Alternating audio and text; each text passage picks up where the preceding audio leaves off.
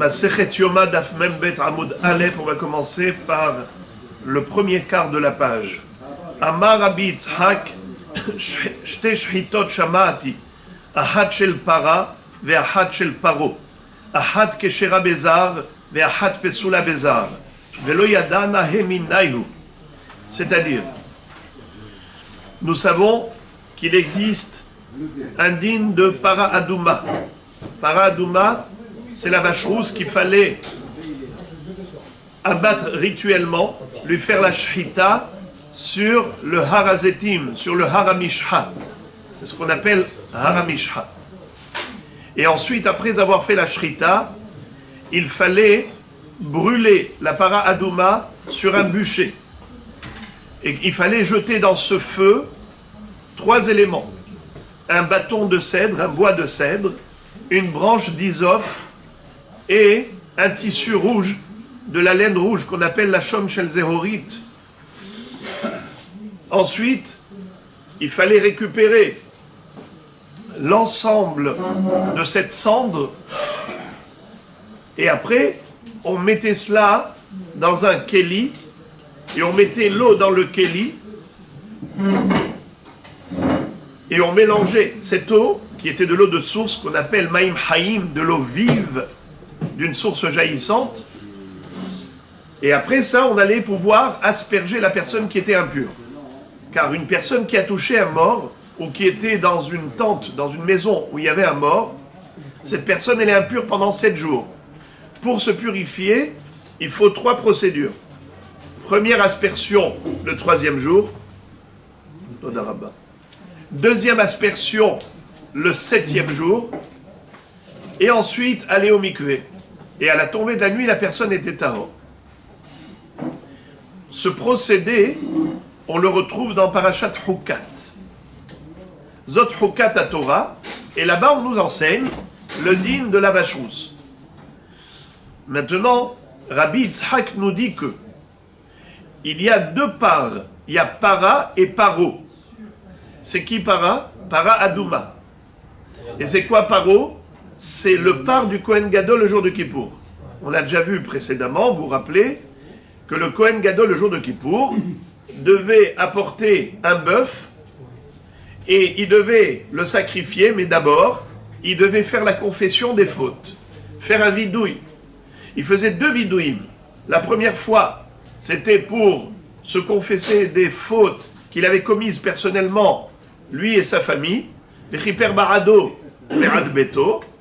Et enfin, une deuxième fois, après avoir fait le goral pour les 2 boucs, un sa'ir lachem, hatat lachem, et un sa'ir la azazel, après avoir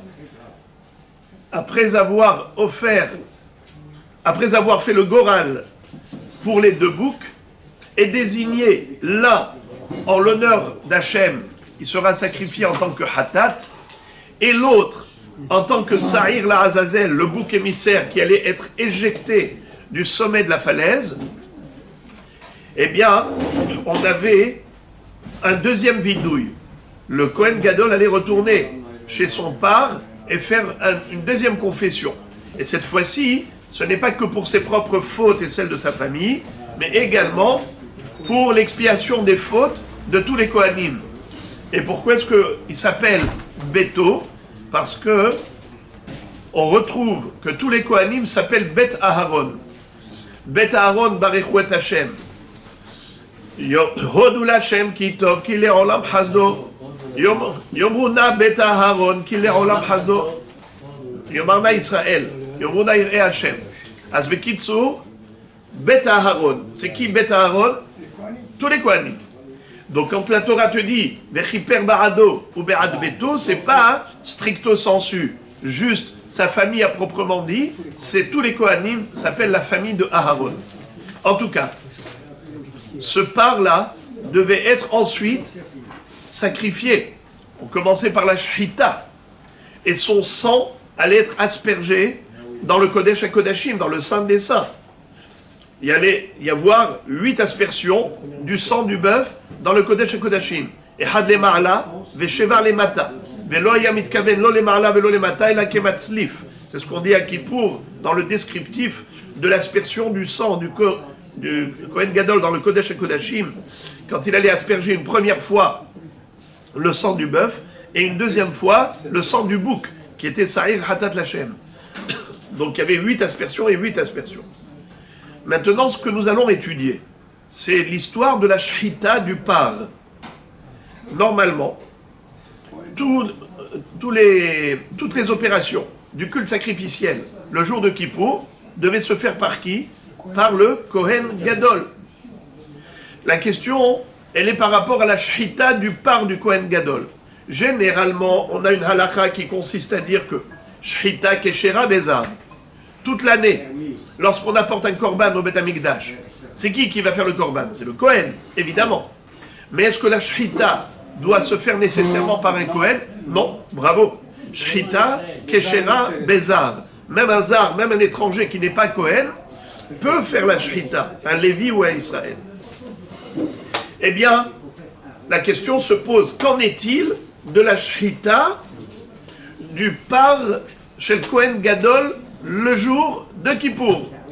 Est-ce que la Shechita du bœuf du Kohen Gadol le jour de Kippour doit se faire obligatoirement par le Kohen Gadol, ou bien ça peut se faire par un zar également, même un étranger, quelqu'un qui n'est pas Kohen?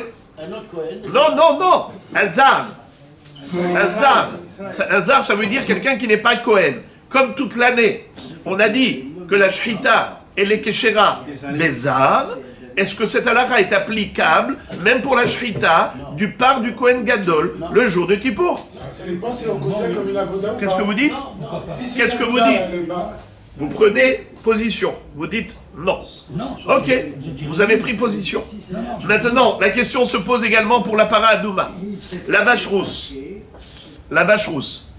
Qui est-ce qui doit faire la Shechita? Là-bas, on retrouve que c'est le Sgan El-Hazar à Cohen. C'est qui El-Hazar à Cohen? Qu'est-ce qu'il est par rapport à son père Aaron à Cohen? Il est le suppléant, il est l'adjoint, le Segan. Alors, on voit que toutes les ravodotes de la paradouma se fait avec le Segan. Mais qu'en est-il de la Shechita? Est-ce que la Shechita de la vache rousse doit se faire par le Segan, c'est-à-dire El-Hazar à Cohen, ou bien ça peut se faire par un zar, puisque au niveau des korbanot, nous retrouvons que la Shechita et les Keshera Bezar. Alors maintenant, on va parler de para et de paro. C'est qui para? La vache rousse. C'est qui paro? C'est le taureau du Bravo. Son bœuf. Paro. Maintenant, je ne sais pas comment on dit dans l'accent ashkénaze, la prononciation ashkénaze, où on dit le A comme le O, comme on dirait maintenant ici, poro et poro. Parce que para et paro, dans le sens où on parle de la vache et on parle du bœuf.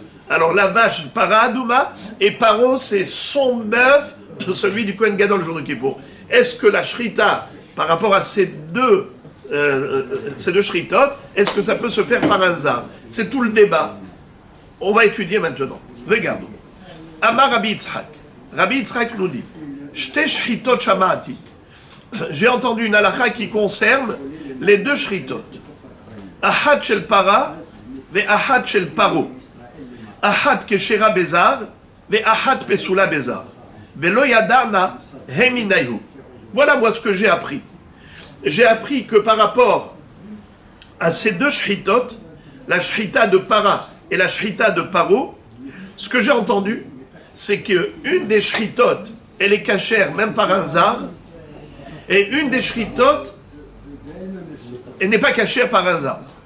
Il faut absolument que ce soit le Kohen. Et je ne sais pas laquelle shrita est psula bezar. Il y en a une qui est keshera bezar, il y en a une qui est psula bezar. Ce qui est sûr, c'est que c'est l'une des deux shritot, soit de para, soit de paro, mais je ne sais pas laquelle. Ok. Donc Rabbi Yitzhak a entendu une halakha, plutôt une double halakha, et il n'a pas d'exactitude, et il n'a pas la précision. La Gemara va nous citer maintenant une mahloket entre Rav et Shmuel à ce propos. Et ça va nous résoudre le problème en réalité. Itmar, Shchitat Para, ou Paro, Rav Shmuel, Hadamar, Para Pesula, Paro Keshera, et Hadamar, Paro Pesula, Para Keshera. Il y a une marloquette entre Rav Shmuel, et chacun dit le contraire de l'autre. Il y en a un qui dit Para Pesula, Paro Keshera. Traduction. La vache rousse, c'est pas soul si tu l'as shrité par hasard. Tandis que Paro, le part du Kohen Gadol, c'est kasher si la shrita a été faite par hasard. Mais Hadamar, et il y en a un des deux, soit Rav, soit Shmuel, on ne sait pas qui dit quoi. Paro Pesula, Para Keshera. La shrita du bœuf, c'est kasher par... Pardon. Hadamar, Paro Pesula, la shrita du bœuf n'est pas kasher par hasard, il faut que ce soit le Kohen Gadol qui le fasse. Par contre, Para Keshera. La vache rousse, on peut la shriter par hasard. Donc juste le contraire. Mais qui a dit quoi? Tu m'as dit, Mahloket Rav Shmuel, Had Amar, ve Had Amar. Ça veut dire quoi, Had Amar et Had Amar? Il y en a un qui a dit ça, il y en a un qui a dit ça. D'accord? Ce qui est sûr, c'est qu'ils sont diamétralement opposés. Lorsque l'un a dit que la para adouma peut se faire la shrita par hasard, l'autre dit non. Et quand l'autre a dit le paro du Kohen Gadol peut se faire par hasard, l'autre dit non. Ça veut dire qu'ils sont diamétralement opposés par rapport à para et à paro. Maintenant ma question est de savoir, mais qui a dit quoi? D'accord. Tu m'as dit que c'est Mahloket entre Rav ou Shmuel. Est-ce que tu peux me donner un indice? Dis-moi qui a dit quoi? La Gemara dit comme ça. Tistayem des Rav ou des Amar para Pesula. Certainement. C'est quoi Tistayem? Tistayem, ça vient du mot Mistama. Mistama. Certainement. Des Rav ou des Amar para Pesula. C'est Rav qui a dit la première halakha. Para Pesula, Paro Keshera. Quelle est la preuve? Des Amar Rabbi Zera. Et le Gaon de Vilna corrige, il dit il ne faut pas dire Rabbi Zera, il faut dire Rav. C'est plus simple. De Amar Rav, Shchitat Para, Bezar, Pesula. Voilà. Parce que quel rapport Rabbi Zera? Tu me dis, Rabbi Zera a dit, Ve Amar Rav Allah. Et en plus, Rav, il va aller chercher un argument pour Rabbi Zera. Alors que Rabbi Zera, il arrive après Rav. C'est pas possible que Rav ait donné la raison de Rabbi Zera. Donc, le Gaon de Vilna corrige et il dit comme ça. Au lieu de lire Rabbi Zera, il faut lire Rav. De Amar Rav, Shechitat Para Bezar Psula, Ve Amar Rav Allah, et le Hazar Vechuka Shaninuba. Qu'est-ce que ça veut dire? Rav te donne la raison. Pourquoi il disqualifie un étranger pour la Shechita de la Para Adouma?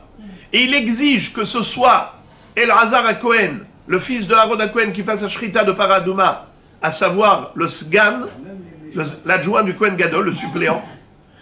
D'où il apprend ça? Eh bien, tout simplement, c'est que dans Parashat Hukat, il est écrit Zot Hukat à Torah. Voici la loi de la Torah. Et ensuite, on te décrit El-Hazar à Cohen. On te parle de El-Hazar à Cohen. Eh bien, c'est très simple. On a déjà appris, vous vous rappelez, souvent je vous l'ai déjà répété, qu'en général, dans tout le sujet des korbanot, lorsque la Torah ne dit la chose qu'une seule fois, c'est qu'elle n'insiste pas. Elle recommande, mais elle n'exige pas. Tandis que si elle répète 2 fois, c'est qu'elle exige, elle insiste. Ou bien si par exemple, elle écrit le mot Hukka, Hukka, ça veut dire qu'elle insiste. C'est une loi implacable. Zot Hukat HaTorah. Alors, qu'est-ce que nous dit Rav? C'est très simple. Il est écrit El-Hazar à Cohen dans Parashat Hukat, et on commence en disant Zot Hukat à Torah. Qu'est-ce que tu veux de plus? Il y a écrit El-Hazar, il y a écrit Hukka. Les choses sont limpides comme l'eau de roche. C'est sûr qu'il faut que ce soit le Sgan Kohen Gadol qui fasse un shrita. Donc, Hazar n'est pas cachère, point à la ligne. Très bien. La Gemara pose la question suivante. Verar, Maishna para, Dirtiv el Hazar vechuka, Paro nami, Haktiv Aharon vechuka. C'est-à-dire, on a exactement les mêmes données dans Parashat Harimot. Là où la Torah nous a décrit le culte sacrificiel, le jour de Kippour, c'est dans Parashat Harimot. Et là-bas, on retrouve également les deux données. Premièrement, il est écrit Houka, et deuxièmement, il est écrit Aaron à Cohen. Alors, qu'est-ce que tu veux? Pourquoi tu distingues, pourquoi tu établis un distinguo entre Para et Paro, entre Para Adouma et Paro Shel Cohen Gadol le jour de Kippour? Pourquoi tu dis que le jour de Kippour, la shrita du Paro, elle peut se faire par un zar, tandis que la Para Adouma ne peut pas se faire par un zar? Pourquoi? Parce que tu as trouvé deux termes dans Parashat Hukat, le mot Huka et el Hazar. Ça veut dire que la Torah insiste pour que ce soit l'adjoint, le Sgan Kohen Gadol, qui fasse la shrita de Para Adouma. Eh bien, on a exactement les mêmes données dans Parashat Harimot, où il y a écrit le mot Huka, et il y a écrit Aaron à Kohen. Aaron à Kohen, c'est le Kohen Gadol. Alors, la shrita du Paro doit se faire également a priori par le Kohen Gadol. Pourquoi Rav distinguerait entre les deux? La Gemara de répondre Shechita lav avodahi. La Shechita, tu veux savoir pourquoi le jour de Kippour, elle peut se faire par un zar, car la Shechita n'est pas considérée comme faisant partie du culte sacrificiel. C'est pas la avoda. C'est en quelque sorte comme une préparation à la avoda. La preuve, c'est que pendant toute l'année, lorsque nous offrons des sacrifices, on sait très bien qu'il n'y a que le Kohen qui est habilité à faire le sacrifice. La Kabbalat Adam, Holachat Adam, Zrikat Adam, Haktarat Imurim, tout se fait par le Kohen. Et pourtant, qu'est-ce qu'on a dit pendant toute l'année? La Shrita Keshera Bézar. Sous-entendu que la Shrita n'est pas considérée Avoda. Alors voilà, je t'explique pourquoi le jour de Kippour, Rav dit qu'on n'exige pas un Kohen Gadol pour faire la Shrita du pain. Même un zar, c'est caché. Car la Shrita ne s'appelle pas Avoda. Évidemment, le culte sacrificiel doit être opéré par le Kohen Gadol le jour de Kippour. Vadaï, c'est écrit Houka.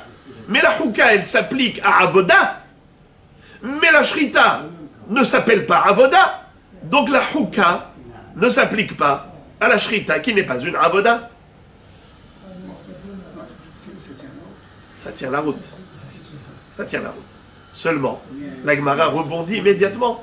Et elle va rétorquer, elle va dire, dans ce cas-là, Ihachi, para, nami. Alors dans ce cas-là, excuse me, pourquoi pour la para Adouma, tu m'as dit qu'il faut obligatoirement que ce soit El Hazar à Cohen qui fasse la Shrita, le Sgan? Pourquoi? Parce qu'il y a écrit Houka et El Hazar.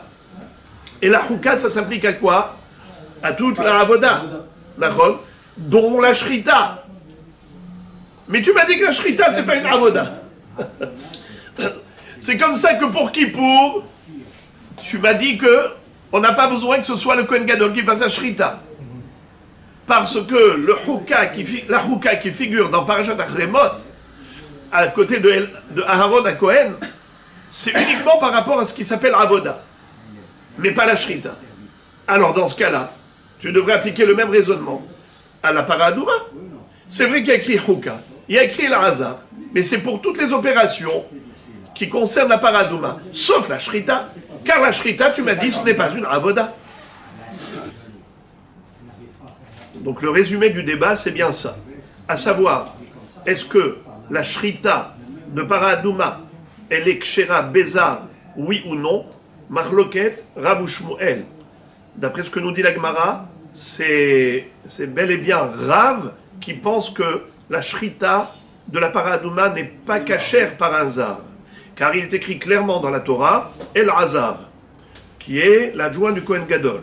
Il est écrit Houka, Zot Houka ta Torah. Sous-entendu, la Torah exige que la Shrita de la para Adouma, la vache rousse, se fasse justement par le Sgan Kohen Gadol, et pas par un zar.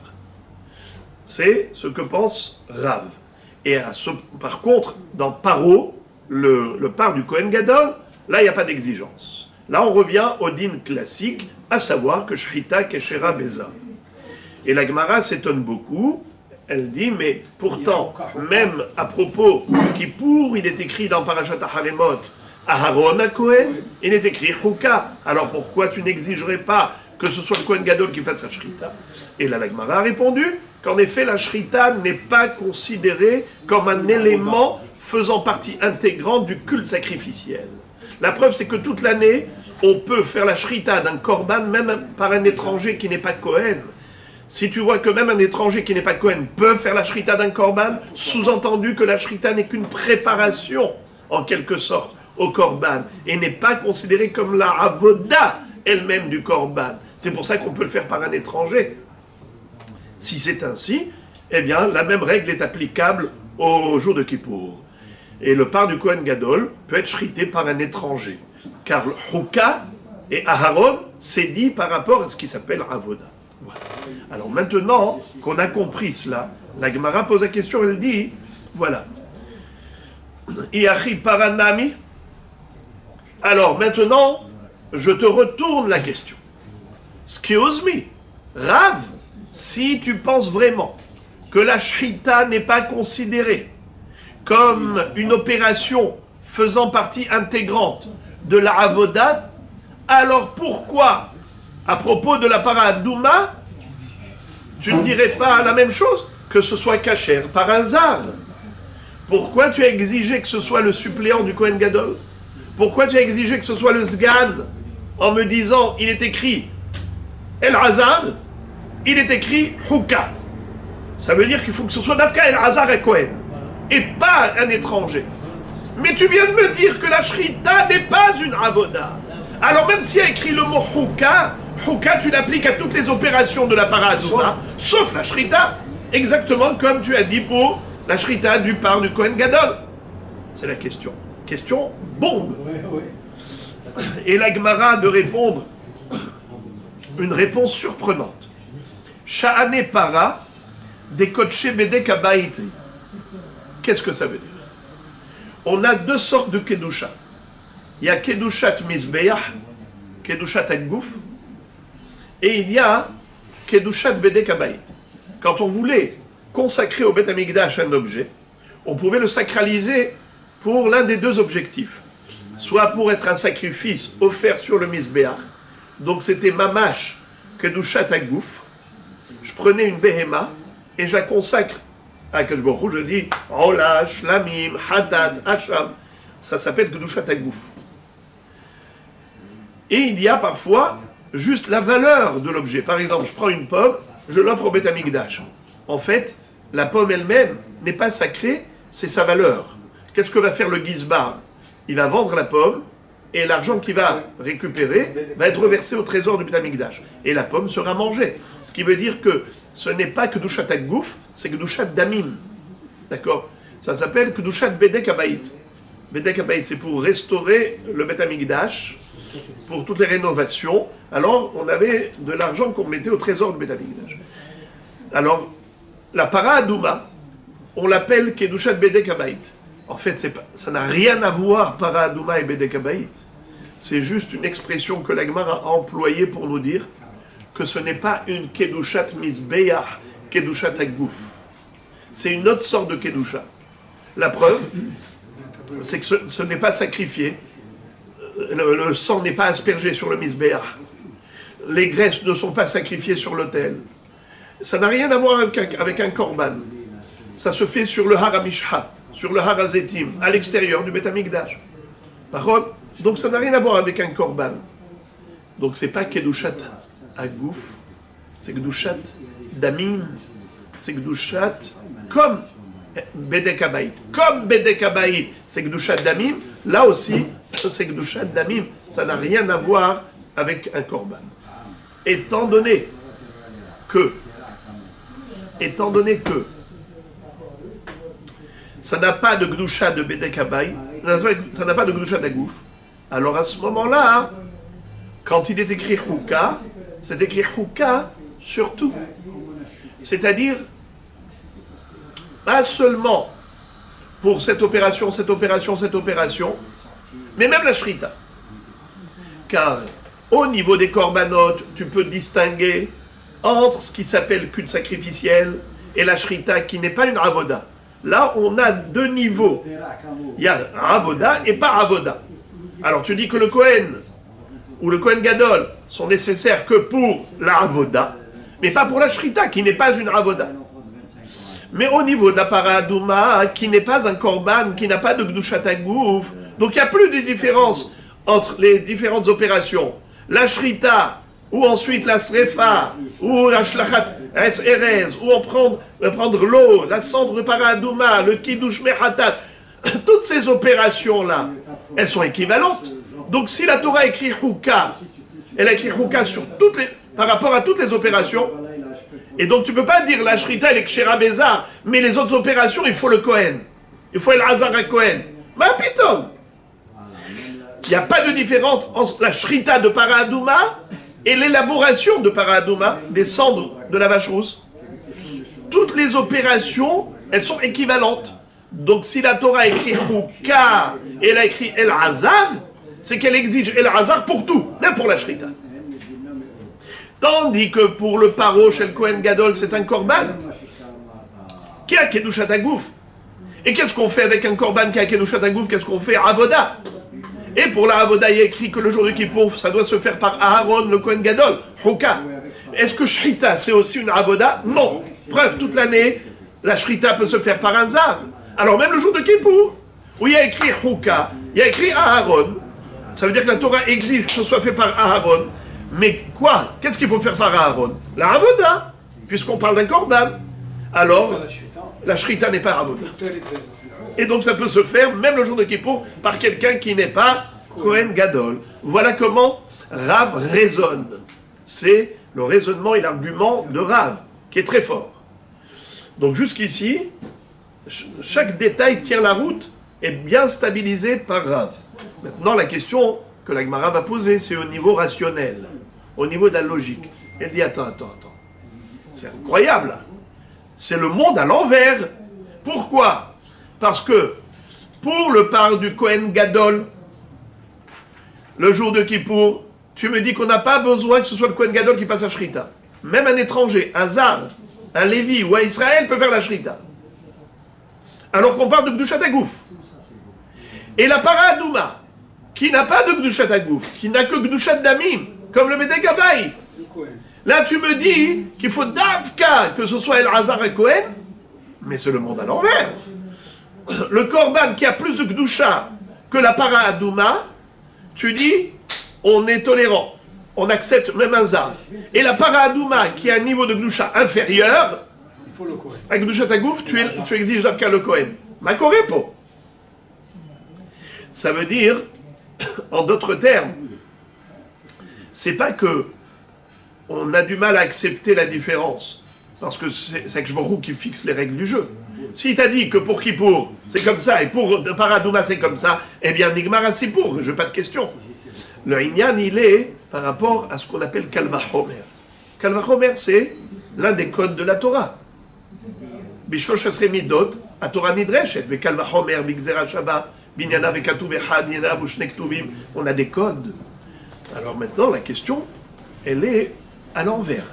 Une fois que tu as une révélation de la Torah à propos de Paradouma, c'est-à-dire que la Torah te dit Houka, Zot Houka ta Torah, et elle te dit El Hazar, il faut obligatoirement que ce soit El Hazar et Kohen qui fasse la Shrita de la Paradouma, alors maintenant je peux faire fonctionner mes ménages et faire un Kalvachomer, un raisonnement d'a fortiori.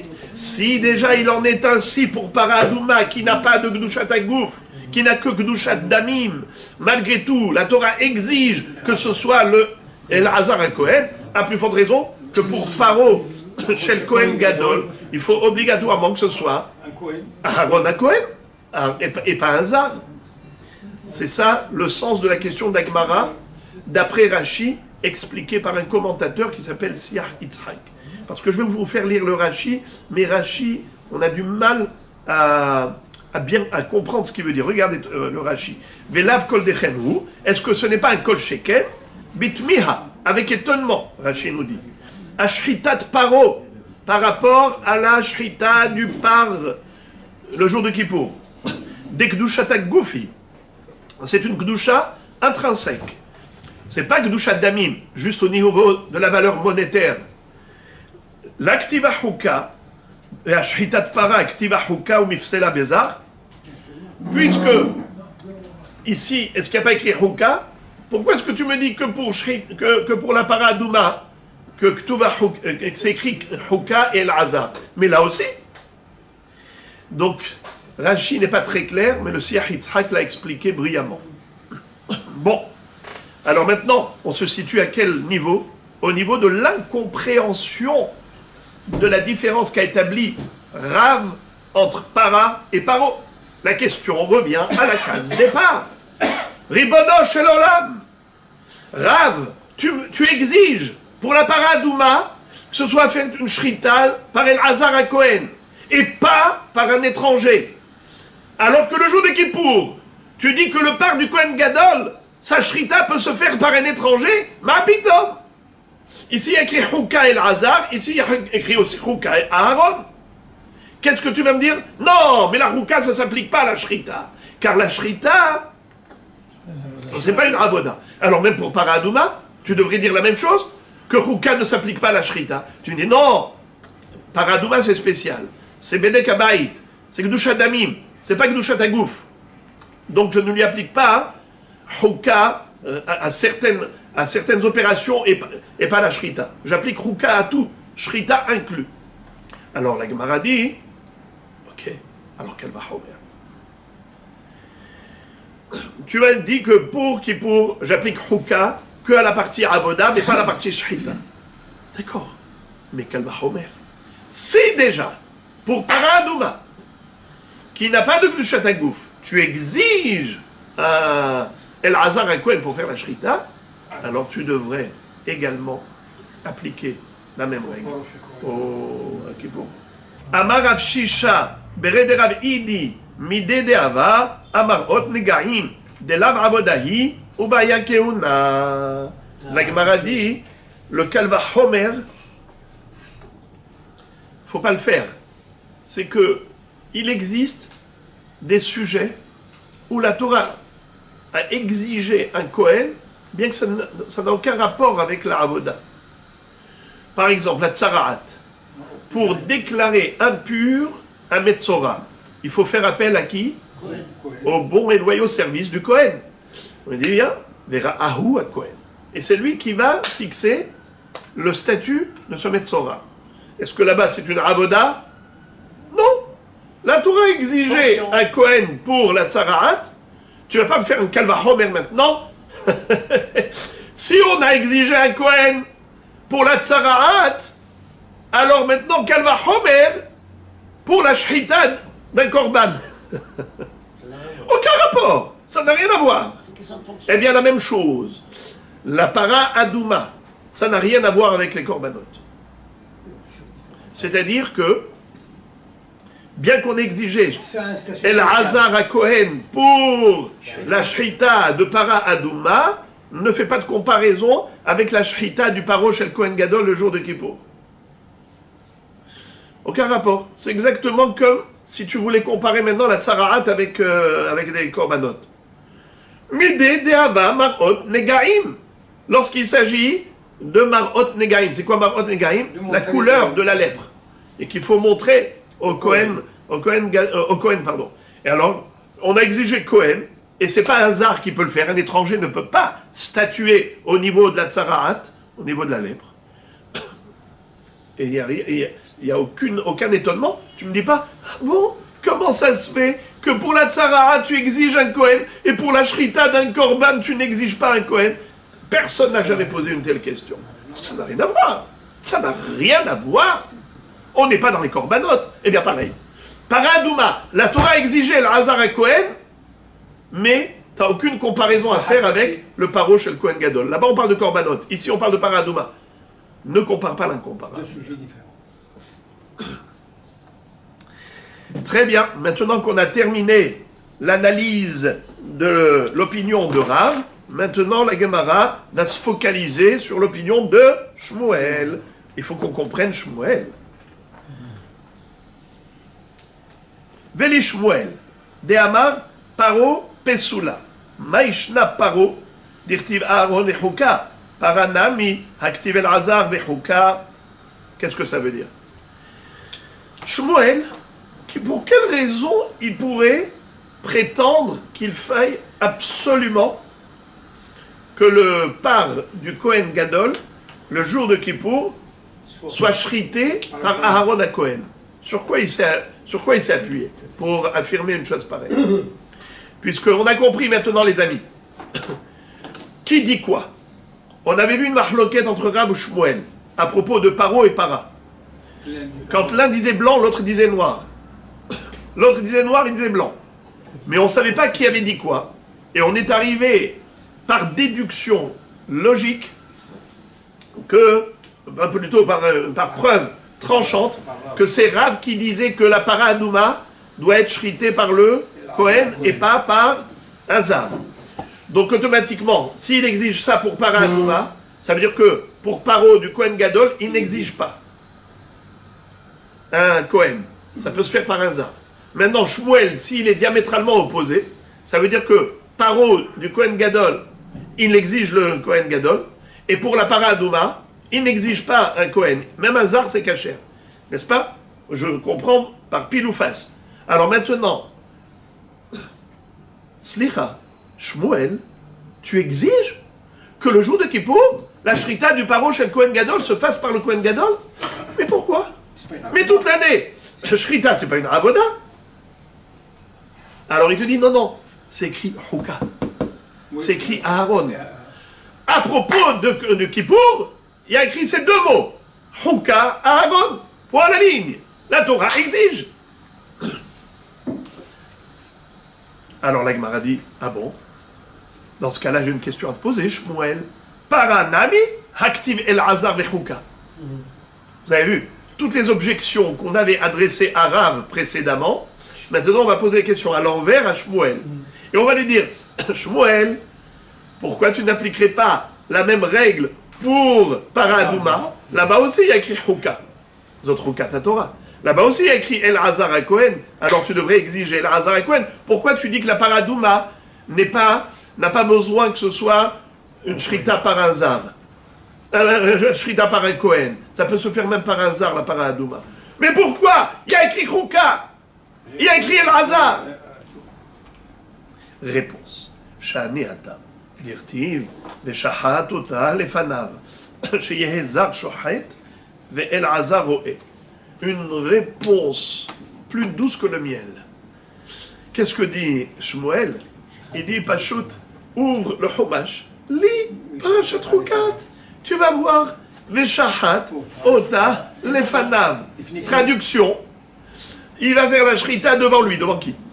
Devant El Hazar. Ça veut dire que c'est pas El Hazar qui fait la shrita.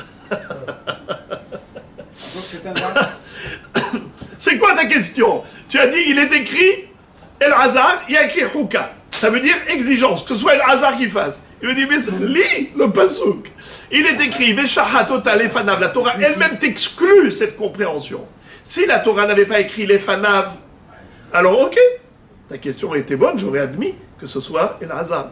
Mais maintenant que tu vois que la Torah elle écrit Veshahat ota lefanav, c'est que justement la Torah exclut cette compréhension. Elle te dit qu'on n'a pas besoin que la shrita soit faite par El Hazar, soit faite devant El Hazar, mais pas par El Hazar. Alors la Gemara dit, c'est tellement fort que maintenant on revient à Rav.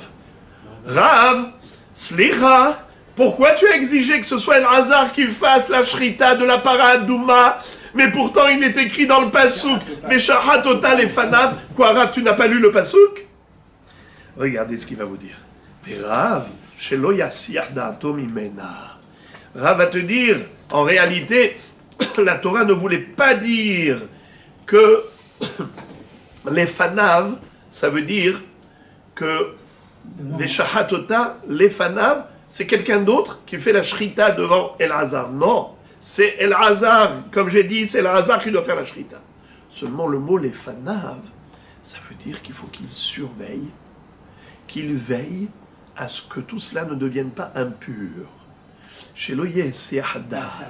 Les fanaves devant lui, ça veut dire et un œil et un regard permanent sur toutes les opérations de la paradouma pour pas qu'il y ait d'impureté. Donc, il ne faut pas qu'il y ait ces Haddat. Comme ça, Rav comprend. Chez l'oyassir da'ato mishmirata. Il ne faut pas du tout perdre la conscience ou la surveillance de la paradouma. C'est ça. Ok. Ou Shmuel, chez l'oyassir dato minale. Et Shmuel, alors, question. D'où tu sais que cette halakha-là, qu'on n'a pas le droit de perdre la vue sur de la paradouma. Ça veut dire que même Shmuel doit être d'accord avec ça, qu'il ne faut pas qu'il y ait serhadat. Il faut qu'il y ait une surveillance permanente. D'où il apprend? Alors il dit Nafkale mi vesaraf et apara le'enav. Il dit, il est écrit qu'il brûlera comment il s'appelle? La paradouma, il faut la brûler sur un bûcher, le'enav, devant ses yeux. Ça veut dire qu'il faut qu'il ait un regard permanent là-dessus. Voilà d'où Shmuel il déduit la halakha de Shelo Yeseh Hadat. Alors la Gemara dit Vérav. Alors maintenant on retourne la question à Rav. Pourquoi Rav? Tu avais besoin de déduire la notion de Shmira, d'être Shomer, la paradouma, du mot les fanav. Mais il y a déjà écrit les enav. Donc les fanav, c'est comme avait dit Shmuel. C'est pour nous dire que la shrita doit se faire devant El-Hazar et pas par El-Hazar. Donc Shmuel a raison. Rav, had bishrita, had bisrefa. Rav, il te dit non. La shrita de paradouma doit se faire obligatoirement par El-Hazar. Alors pourquoi il y a écrit les fanav? Les fanav, on avait dit shmira, pour qu'ils regardent et qu'ils surveillent. Et pourquoi il y a écrit les enav, shmira? Surveille. Alors pourquoi deux fois? Il te dit, j'ai besoin des deux. Une fois pour la shrita et une fois pour la srefa. Pourquoi? Utsricha. Et c'était nécessaire d'exiger une shmira lors des deux opérations. Shrita et srefa. Pourquoi? Si la Torah avait exigé une surveillance que pendant la shrita de para adouma, j'aurais pu croire que Mishum de Tchilat Avodahi, Aval Srefa Ima Lo Tzricha. Si la Torah n'avait écrit que les fanav, les shahatota les fanav, qu'il faut une shmira au moment de la shrita, j'aurais pu croire que c'est uniquement au début de l'opération. La shrita, c'est le début de l'opération para adouma. Mais après, une fois que la shrita s'est bien faite, eh bien, la suite, ce n'est pas grave si tu n'es pas scrupuleux en matière de surveillance. Pas grave. Même si tu n'as pas surveillé la suite, j'aurais pu croire qu'il n'y a pas de problème. C'est pour ça que la Torah te dit non. Vesaraf otale enav. Vesaraf et apara le'enav. Que pas seulement la shrita doit être sous surveillance, même la srefa doit être sous surveillance. Et la Gemara dit, alors pourquoi on n'a pas écrit que la srefa et kalva homer la shrita? Ça veut dire, alors on écrit que srefa. Ve'i katabra hamana bisrefa mishum de hashta ou de mitkashra para aval shrita imalo sricha. Et si la Torah n'avait exigé la surveillance que pendant la srefa, je n'aurais pas pu en déduire que c'est idem pour la shrita. Pourquoi? Parce que j'aurais pu penser que, quel est le but, quel est l'objectif de toute cette opération paradouma? Le but, c'est d'obtenir des cendres. Alors j'aurais pu croire qu'au moment de l'obtention des cendres, c'est-à-dire pendant la srefa, c'est là où la Torah exige une surveillance. Mais lorsqu'il s'agit juste de la shrita, qui est la préparation à l'élaboration des cendres, j'aurais pu penser qu'à ce moment-là, la shmira n'est pas obligatoire. C'est pour cela que la Torah avait besoin d'écrire deux fois que oui, il faut une shmira. Il faut une shmira pendant la shrita il faut une shmira pendant la srefa. C'est pour ça qu'il a écrit Veshahatotah lefanav, Vesaraf et apara le'enav. Les fanav et les enav, les fanav pour la shrita et les enav pendant la srefa. Très bien. La Gemara maintenant demande, elle dit les maoté maï. Ok, maintenant tu m'as expliqué qu'il fallait une shmira à deux moments, soit au moment de la shrita, soit au moment de la srefa. À quel moment on n'a pas besoin de shmira? Ça veut dire que quand on précise et on te dit ça, ça veut dire ça et pas ça. Au moment de la shrita, il faut shmira, ok. Au moment de la srefa, il faut shmira, ok. Maintenant, qu'est-ce qu'on veut exclure? Quelles sont les opérations qui n'entrent pas dans le cadre du hiyuv shmira? La Gemara dit les maoté maï, et lima les maoté asifat efra. Umiloi maim le kiddush, les mishmeret les menidaktim, et là les maoté ashlachat etz erez ve'ezovush nitolaad de lav gufa de paraninu. Alors les amis, je vous invite à regarder la correction du Gaon de Vilna. Le Gaon de Vilna, dans le Hagaot Agra sur le côté droit, vous voyez ici il y a un petit bête, il dit que à Sifat Efra, il faut décaler ces deux mots-là et les mettre à la fin de la phrase. C'est-à-dire que il ne faut pas le mettre ici, là où ça se trouve dans la dernière ligne. Il faut le mettre dans la première ligne derrière, la deuxième ligne derrière. Ok. Alors la Gemara dit, dis-moi exactement, quelles sont les opérations durant lesquelles on n'a pas besoin de shmira? C'est quand? Et l'ima les maouté. Alors je ne vais pas lire Asifat Efra, n'est-ce pas? Puisque le Gaon de Vilna, il a effacé ces deux mots. Je vais lire que Miloui Maïm les Kiddush. Regardez ce que dit Rashi, les deux dernières lignes de Rashi. Miloui Maïm, la tête Maïm, les tor Efer, les Hazot. Les Kiddush, Hinetinat Maïm à la Efer, ou Me'arban Yahad. Rashi nous explique que c'est quoi l'histoire de Miloui Maïm, les Kiddush? C'est lorsqu'on met dans le Keli, où il y a de la cendre, on met Maïm Haïm El Keli. Ça veut dire, il met l'eau, il met la cendre et il mélange. Ça s'appelle Kiddush. La sanctification des eaux lustrales, qui vont servir à l'aspersion de l'homme qui était impur par un contact avec un mort. Le 3e jour et le 7e jour, il doit se faire asperger avec ses eaux. Et ensuite, le 7e jour, il va au mikvé, et à la tombée de la nuit, il est pur. Donc, à quel moment précisément de l'élaboration des cendres de la vache rousse, on n'a pas besoin de shmira? C'est quand? La shrita, tu m'as dit il faut. La srefa, tu m'as dit il faut. Alors c'est quand qu'il ne faut pas? On n'a pas besoin de shmira. C'est quand? Miloui maïm et kiddush, si c'est au moment où on met de l'eau dans le keli pour mélanger avec les cendres, c'est pas possible. Pourquoi? Parce qu'il est écrit les mishmeret, les menida, hatati. Qu'est-ce que ça veut dire les mishmeret, les menida? Rashi dit, regardez le premier Rashi de la page. Mashma detzriche shimur ad sheyazemehem. Les mishmeret, les menida. Traduction. Mishmeret, garder, surveiller. Les menida, c'est quoi menida? Alors vous pensez tout de suite à la femme nida. Faux. Le mot nida ici, ça veut dire aspersion. Car le dalet en araméen remplace le zaïn en hébreu. Mazé. Comment on dit asperger? Les hazot.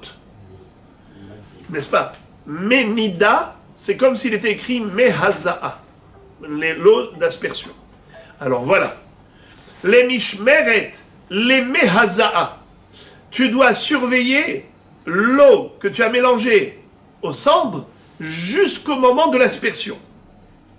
Ce qui veut dire que tu dois surveiller. Alors ne me dis pas que la précision de la Torah, qui nous a dit qu'il fallait surveiller pendant la shrita, pendant la srefa, alors ça voulait exclure le moment du mélange des eaux avec les cendres, ce qu'on appelle kiddush. À ce moment-là, on n'a pas besoin de shmira. C'est écrit clairement dans la Torah qu'il faut une shmira. Les mishmeret, les menida.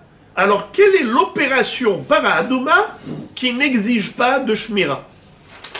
Shrita, oui. Srefa, oui. Le mélange, ce qu'on appelle le kiddush mechatat, oui, il faut une shmira. Alors, qu'est-ce qu'il ne faut pas de shmira? Quelle est l'opération qui ne requiert pas de shmira? Et là, les maouté hashlachat, etz erez ve'ezov ushnitolaat, delav gufa de paraninu. La Gemara nous dit, tu veux savoir, c'est quand qu'on n'a pas obligation de shmira, c'est au moment où on jette dans le feu les trois éléments qu'on a évoqués hier, vous vous rappelez? Le bâton de cèdre, le bois de cèdre, la branche du buisson qui s'appelle l'hysope, Ezov, et quoi? Bravo, la langue rouge, c'est-à-dire le tissu de laine rouge qu'on devait jeter dans le feu. Ces trois éléments, cèdre, hysope et tissu rouge, ces trois éléments devaient être jetés dans le feu où on a brûlé la paradouma. Eh bien, à ce moment-là, la srefa de ces trois éléments, là, tu n'as pas l'obligation de faire attention qu'il n'y ait pas de touma et ainsi de suite. Voilà le moment où la shmira n'est pas obligatoire. Voilà les amis. On a terminé le sujet. On l'a terminé, mais sans le terminer. Parce que maintenant, la Gemara va faire presque du copier-coller. Vous allez voir maintenant ce qu'on va étudier. C'est en rapport direct avec tout ce qu'on avait vu, mais sauf que les auteurs changent. Avant, on avait parlé de Rab et de Shmuel. Maintenant, on va parler d'autres rabbanim. Regardez. Itmar, il a été enseigné dans le Beth Midrash. Shritat para bezar, faire la shrita de la vache rousse par un étranger qui n'est pas Kohen. Mahloket. Rabbi Ami Amar Keshera. Ve Rabbi Yitzhak Napaha Amar Pesula. Roula Amar Keshera. Ve Amrela Pesula. Que pense Rabbi Ami? Que c'est Kacher. Que pense Rabbi Yitzhak Napaha? Pasoul. Que pense Roula? Eh bien, on a une mahloket. Certains disent que Roula a dit Kacher, certains disent que Roula a dit Pasoul. Ici, on est en train de parler des géants du Talmud. Roula, c'était... Non, des Amoraïm, mais des plus grands. Enfin, des plus grands. Ça veut dire on peut pas dire ce Emora est plus grand que celui-là, mais je veux dire, Roula, c'était un géant en érudition de Torah. Alors, des Amoraïm. Metiv Rabbi Yoshua bar Abba les Sayouel et Rav. Maintenant, Rabbi Yoshua bar Abba, lui, qu'est-ce qu'il va dire? Il va dire, moi, je veux donner raison à Rav. Qu'est-ce qu'avait dit Rav? Que la shrita de para, elle est psula bezar. Il faut que ce soit obligatoirement le Kohen qui fasse la shrita de para adouma. Vous vous souvenez de ça? Rav. Maintenant, la Gemara veut donner raison à Rav. Il s'appelait Rabbi Yoshua bar Abba. Il a dit, moi, je donne raison à Rav.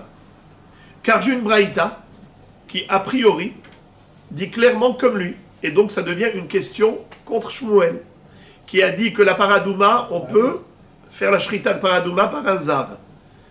On va démontrer par A plus B que la shrita de paradouma doit se faire obligatoirement par El Hazar. Et donc, comment Shmuel peut contredire une braïta? Car Shmuel, c'est un Emora, une braïta, c'est un Tana. Alors, on va essayer de voir. Est-ce que Behemet, la preuve, elle est tranchante? Lisons la braïta.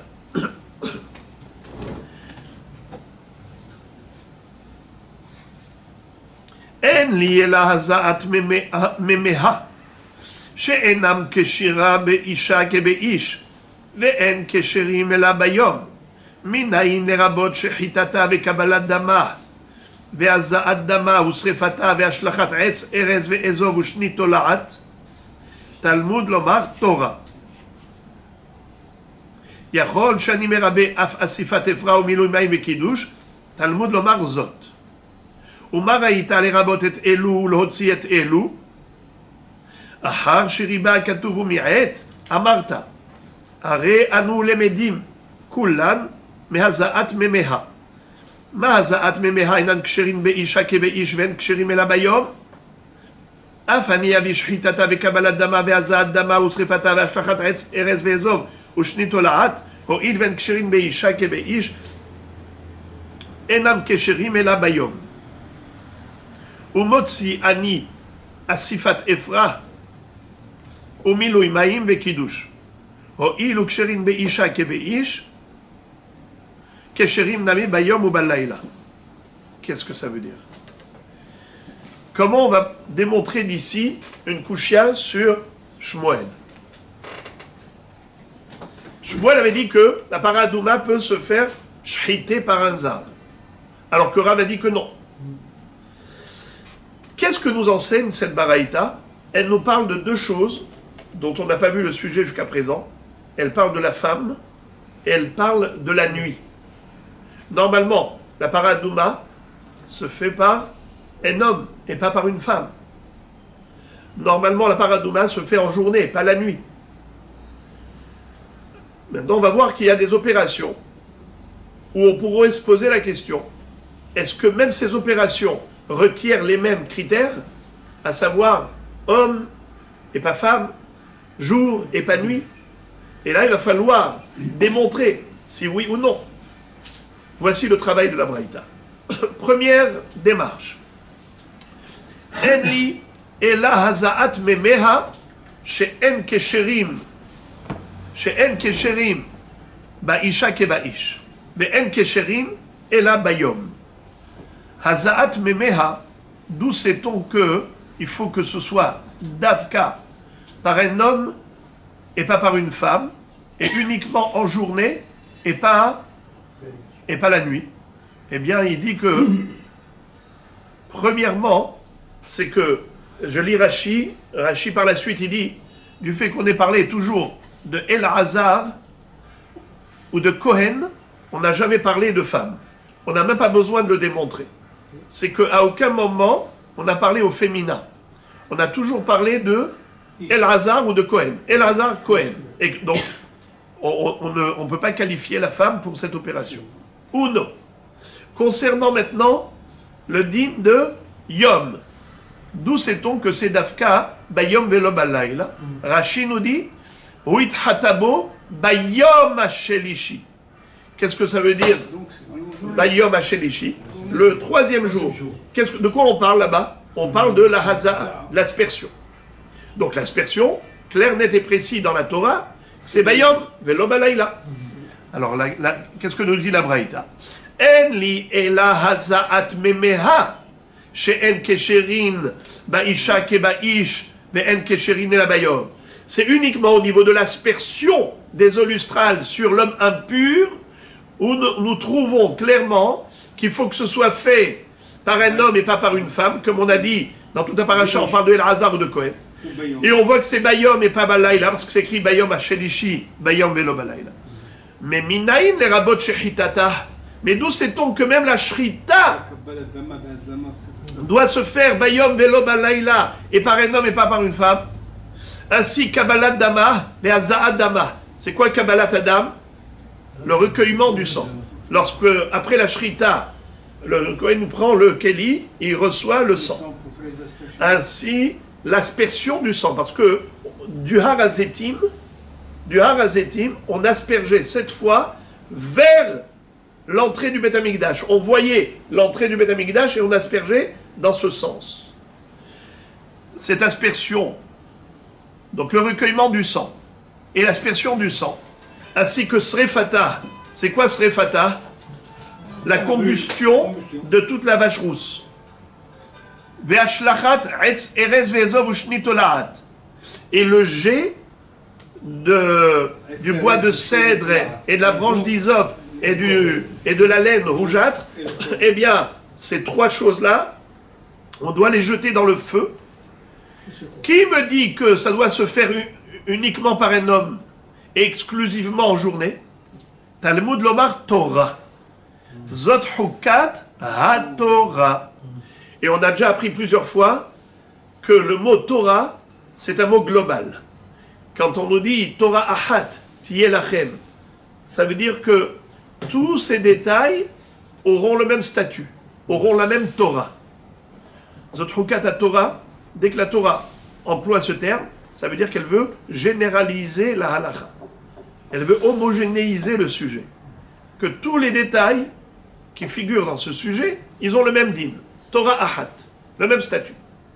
Ok, donc on a compris. Maintenant, la Gemara dit Yachol Shani Merabe, Afasifat Efra, Umilui Maim Vekidush. C'est-à-dire, est-ce que la récupération des cendres après la combustion de la para Adouma, ainsi que le Kiddush Amaim, c'est quoi? Le mélange des cendres avec l'eau dans le Kéli. Ça s'appelle Kiddush. Est-ce que ces deux éléments, également on exige que ce soit fait d'Avka par un homme et pas par une femme? D'Avka en journée et pas la nuit? Eh bien on te dit non. Talmud Lomar Zot. Qu'est-ce que ça veut dire Zot? Zot c'est une exclusion, restriction. C'est pour te dire que uniquement ce qu'on avait dit avant, on exige que ce soit en journée et par un homme. Mais pour ces deux éléments, à savoir récupération des cendres, deuxième élément, à savoir le mélange des cendres avec l'eau dans le Kéli, ces deux opérations peuvent se faire par une femme et peuvent se faire la nuit. D'où tu sais? Du mot Zot. Zot, ça veut dire quoi? Ça, c'est comme ça qu'il faut faire. Zot Hukat Torah. Alors la Gemara pose la question, elle dit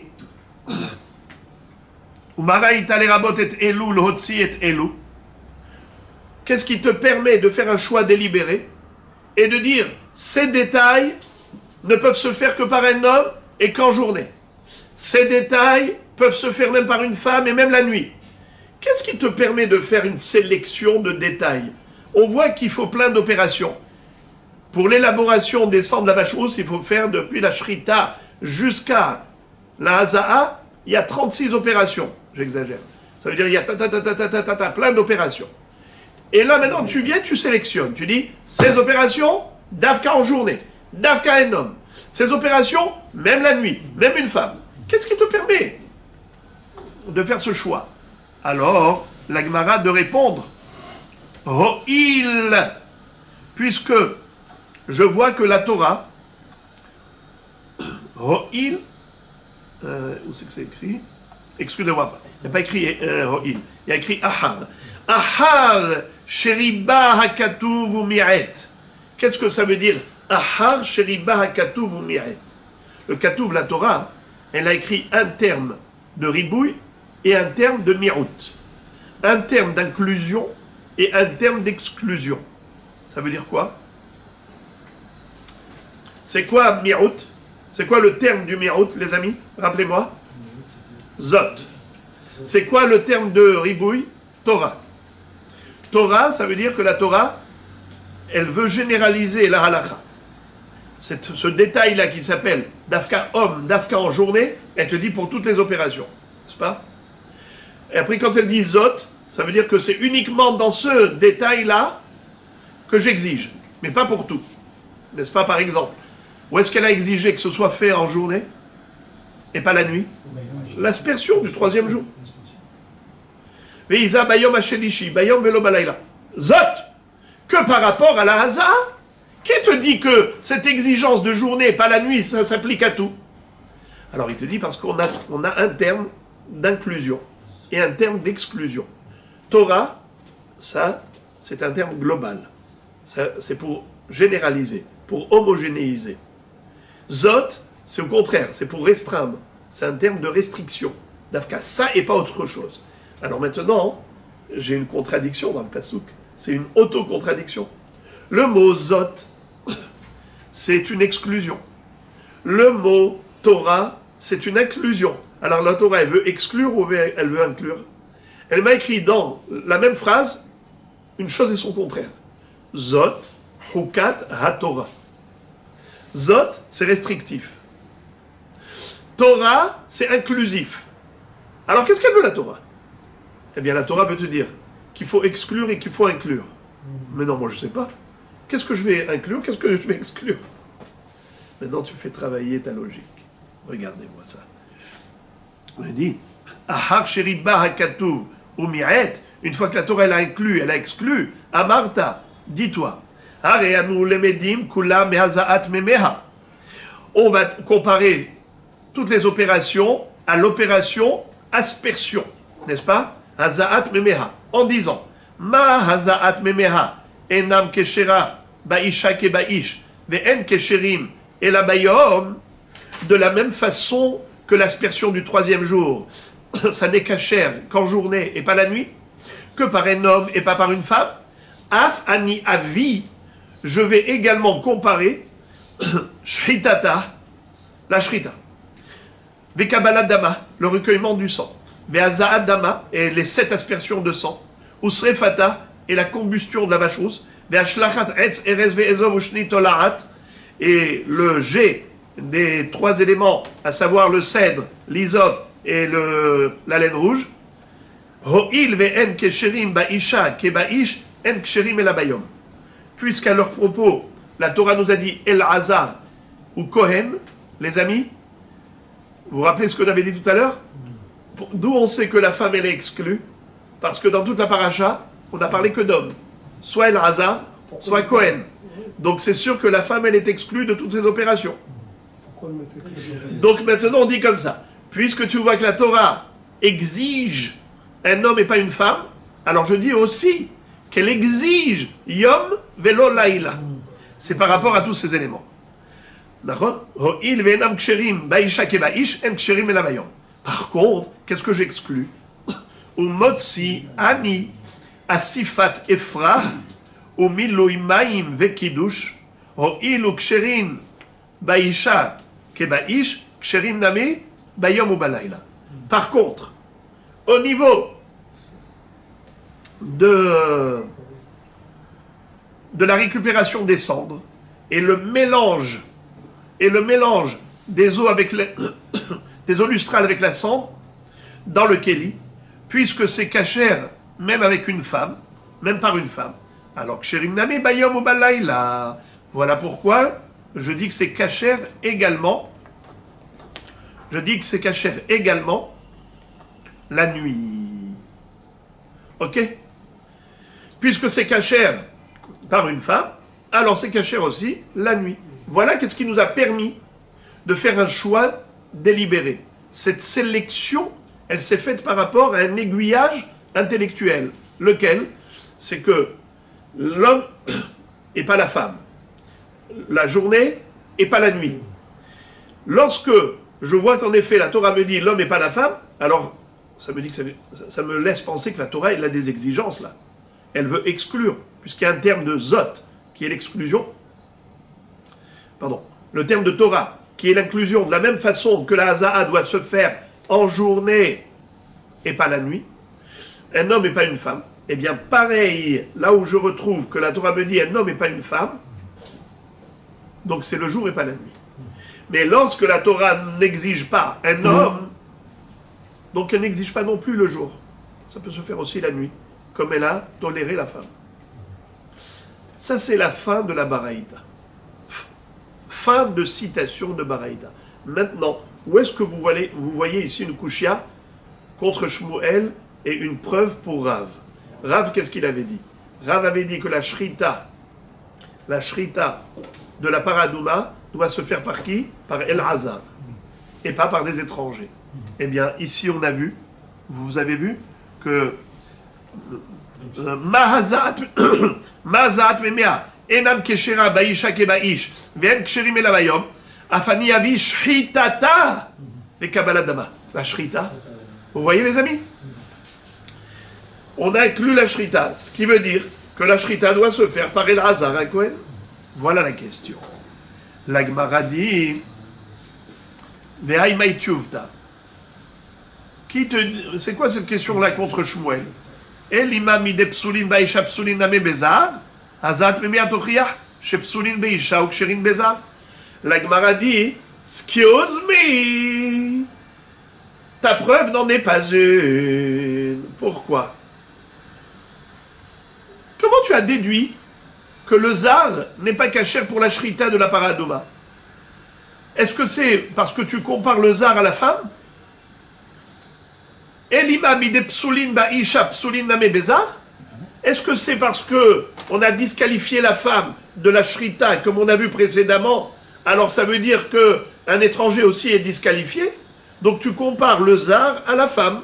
Et comme on a déjà démontré que la femme n'a pas le droit de faire la shrita de para adouma, ainsi un zar n'aurait pas le droit de faire la shrita de para adouma. Si c'est ça ta déduction, elle est fausse. Pourquoi? Preuve, Azaat memeha tochiyah, shepsulin baisha ou ksherin bezar. Quel est le din de la hazaat? Vous savez c'est quoi hazaat? L'aspersion du 3e jour et du 7e jour. Un homme qui a touché un mort, il est tamé pendant 7 jours. Le 3e et le 7e jour, on doit l'asperger avec les eaux mélangées au sang de la vacheuse. Cette hazaat, elle peut se faire même par un zar. Pas obligé que ce soit fait par un Kohen.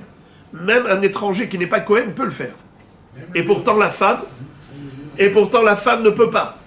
La femme, elle n'est pas cachère. Et de ce fait, comme il est écrit, Velakach ezov et aval bamaim ish tahor, ish, n'est-ce pas? Tu vois que il n'y a que le ish qui peut faire la haza. Tu vois qu'il n'y a pas de rapport entre la femme et l'étranger. La femme, elle peut être exclue, et l'homme, il est inclus. Le zar. Alors pareil pour la shrita. C'est pas parce que tu as trouvé plus haut dans cette braïta que la femme elle est disqualifiée par rapport à la shrita de para adouma que nécessairement même le zar il est disqualifié. Non. Peut-être que la femme elle est disqualifiée, peut pas faire la shrita de para adouma, mais un zar, un étranger, un homme qui n'est pas Kohen, un Israël, un Lévi, peut faire la shrita, pourquoi pas. Amar Abaye haïnu tiuvte. Abaye t'explique le sens de l'objection. Il dit comme ça. Isha maïtama el azar velo isha zarnami el azar velo zar. Il lui a dit d'où sait-on que la femme elle est exclue de toutes les opérations de là-haut? Parce qu'il est écrit el azar un Kohen. C'est comme ça que tu as dit qu'un homme n'est pas une femme. Parce que el azar c'est un homme et c'est pas une femme. D'accord? Il dit alors pour la même raison j'exclus le zar. C'est un beau jeu de mots. El Hazar Velozar. C'est-à-dire que du fait que tu es exclu une femme pour la shrita parce qu'il est écrit El Hazar, pour cette même raison tu exclus le zar. Parce que El Hazar il est l'adjoint du Kohen, tandis qu'un zar est un zar.